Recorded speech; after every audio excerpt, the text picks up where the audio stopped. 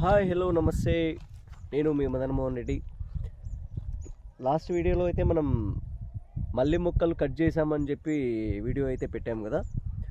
So ఇప్పుడు already cut చేసి కూడా 15 డేస్ అవుతుంది. 15 డేస్లోనే మనకు ఆల్రెడీ మంచిగా ఇగుర్లు లేత విగుర్లు అయితే రావడం జరిగింది. సో పిచ్చ హ్యాపీ. వీటికి ఈ గ్యాప్లోనే ఎరువు వేసాము, 2 రకాల మట్టి కూడా వీటికి వేసాము, వాటర్ వదిలాము బాగా. 15 డేస్లోనే మంచిగా లేత ఇగుర్లు అనేది అయితే వచ్చాయి. సో ఇవి తర్వాత ఏప్రిల్కి అలాగా మనకైతే కాపు రావడం కూడా జరుగుతుంది. మళ్ళీ 7 months 8 months అయితే మనకి పూలు బాగా పూస్తాయి, జాజి పూలు.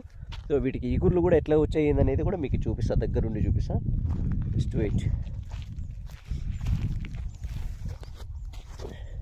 చూడండి లేత ఈగుర్లు ఎలా వచ్చాయో, చాలా బాగా గుబురుగా ఎంత బాగా గ్రీన్గా ఎంత బాగా వచ్చాయి చూడండి ఒకసారి.